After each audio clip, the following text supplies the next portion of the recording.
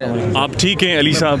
अच्छा, आप दे दो। शुक्र। आप खैरियत से? शुक्र। आप अली साहब मुझे ये चीज़ बताएंगे, मामला तो सब जुडिस है, उस पर तो मुख्तसर नहीं बात करेंगे। रोज़े ने शदीद तंग किया सर। कल जब आप प्रेस कॉन्फ्रेंस कर रहे थे, नारे लगे गो न्याजी गो, और उसके बाद आप लोग चले गए। सोशल मीडिया पर डिबेट ये हो रही है कि असल में आप लोग भाग गए हैं। नहीं, कल हमारी प्रेस टॉक थी, वो तो कंप्लीट हो गई थी जी, और सवाल और जवाब तकरीबन कंप्लीट हो रहे थे। लेकिन जाहिर है हम यहाँ पे लड़ाइयाँ नहीं चाहते, और ये तो अल्लाह फैसला करेगा कि न्याजी साहब ने रहना है या न्याजी साहब ने जाना है। हाँ। हमारा तो ये नारा है कि अगली बारी फिर न्याजी। अब फैसला पाकिस्तान के अवाम करेंगे, ये हुल्लड़बाजी से या गुंडागर्दी से तो नहीं होना। ये हुल्लड़बाजी करने वाले लोग कौन थे सर? और हुल्लड़बाजी या गुंडागर्दी से बचने के लिए हम सब अपने पाकिस्तान की सबसे बड़ी मुअज़्ज़ज़ अदालत में हैं। जो कर रहे थे वो आपको पता है, लेकिन बहरहाल जो हारता है वो लड़ता है, और जो जीत रहा हो वो लड़ने से परहेज़ करता है। अपनों से लड़के जीत भी गए तो क्या जीतना। मैं ये समझता हूँ कि इस वक्त हक और बातिल की एक लड़ाई चल रही है इस मुल्क में। कुछ लोग एब्सोल्युटली नॉट वाले हैं, कुछ एब्सोल्युटली यस वाले हैं, कुछ जो है ज़मीन पे कुछ ज़मीन पे सजदा लगा के अल्लाह से मांगते हैं, और कुछ सात समंदर पार किसी और आका को देखते हैं। अली साहब, आज सुबह सुबह प्राइम टेलीविजन पर एक ब्रेकिंग न्यूज़ चली, एक वीडियो फवाद चौधरी साहब और एक साफ़ी के सामने आई है, उस पर आप क्या कहेंगे? ये सियासी रवैया होना चाहिए सर पाकिस्तान? देखिए, दोनों तरफ से सब्र का वो होना चाहिए, लेकिन मौक़िफ़ बड़ा अच्छा फिर असद उमर साहब ने भी पेश किया। उन्होंने ये बात की कि आप पहले प्रेस टॉक में बात करने देते हैं, उसके बाद आपके सवालात के जवाबात हो जाएंगे। अब अगर कोई भी पॉलिटिशियन है, हुकूमत से है, अपोजिशन से है, वो गुफ्तगू कर रहा है, पहले उसको आप 5 मिनट, 10 मिनट, 7 मिनट, 3 मिनट जितना भी उसने बोलना है बोलने दें, फिर आपके सवालात के लिए हम हाजिर हैं। उसमें थोड़ी बहुत हो गई है, लेकिन मैं समझता हूँ थोड़ा सा रोज़ा लगा था। गलत कौन था? बाकी कोई सीरियस बात नहीं है। गलत कौन था, आप क्या समझते हैं जो आपने वीडियो देखी है? आपका ज़मीर क्या कहता है?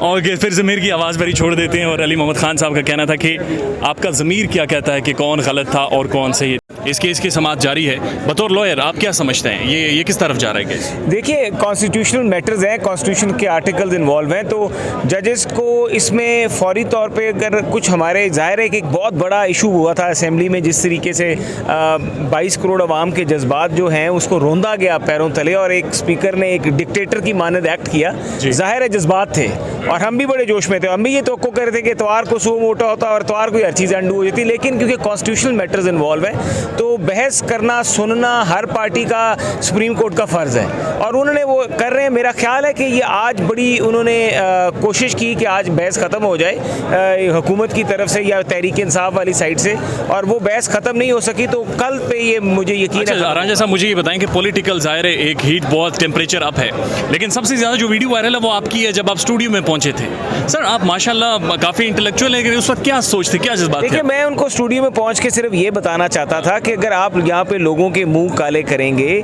कौमी असेंबली में जो वोट डालने आएंगे, तो ये बिल्कुल एक गैर पार्लिमानी अमल होगा, गैर इखलाकी अमल होगा। ये हमारे एथिक्स लॉ। डॉक्टर साहब को कुटना था अपने स्टूडियो में? मैं तो उनको ये बताना था कि ये ना करें। आप कितनी दूर थे उस वक्त जब आप स्टूडियो में पहुंचे? मैं तो उन्होंने मुझे खुद कहा कि ये स्टूडियो में आके बात करूं, जो मैं घर पे बैठ के आपने जो कहा कि हम आपको देख लेंगे, इसका क्या मतलब था? वो मेरा ये मतलब था कि अगर उन्होंने कहा कि अगर हम आपके मुंह काले करेंगे वोट डालने से पहले और आप हमारे लोगों में से गुजर के जाएंगे, तो फिर मैंने कहा था हम आपको देख लेंगे। ये सियासी तौर पर ये रवैया होना चाहिए पॉलिटिकल पार्टीज नहीं होना चाहिए। यही तो उनको मैंने समझाना था स्टूडियो में पहुंच के। साहब ये कह रहे थे कि सर पारे साहब के साथ मिली हुई थी, बाद में आए मोबाइल फोन से वीडियो बनी, और उसके बाद आपने कहा जी मैं पहुंच गया। देखिए, मैं तो वहाँ पे 10 मिनट बाद पहुंचा था। डार के मेरे साथ मेरा क्या जाती रंजिश है? कोई रंजिश नहीं। मैं तो हमेशा उसकी इस्लाह करता हूँ। वो तो एक दफ़ा भी पार्लियामेंट में नहीं आया, मेरी तो ये दूसरी टर्म है, मैं तो मिनिस्टर भी रह चुका हूँ। उसको मैंने सिर्फ थोड़ी सी नर्सरी की तालीम देनी थी वहाँ पहुँच के। सर ये कैसी नर्सरी की तालीम थी कि आप स्टूडियो में पहुँच गए थे?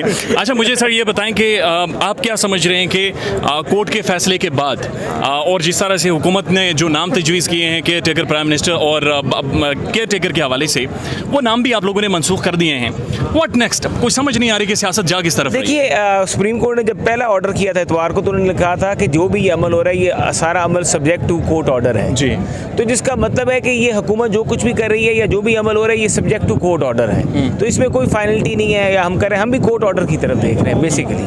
ठीक है, तो कोर्ट का ऑर्डर होगा, उसके बाद ही कोई लाएमल, उसके बाद ही लाएमल। फैसला मंजूर करेंगे? वैसे क्यों नहीं मानेंगे? जी, पहले भी जीटी रोड पर आप लोग निकले थे और बड़ा रोला डाला था और कहा था कि तो माना था ना, लेकिन कहा था सर इन 5 जजेस को जाकर निकालें। देखिए, वो तो पॉलिटिकल तहरीक है ना हमारी, वो तो हमने अगर किया तो इमरान खान साहब को भी ये चाहिए कि वो भी सड़क पे जाए, एहतजाज करें, अवाम में जाए। असेंबली तो है, वो नवाज शरीफ साहब चाहते तो असेंबली तोड़ देते टर्म से पहले और इलेक्शन कॉल। मियां साहब वैसे वापस कब आ रहे हैं?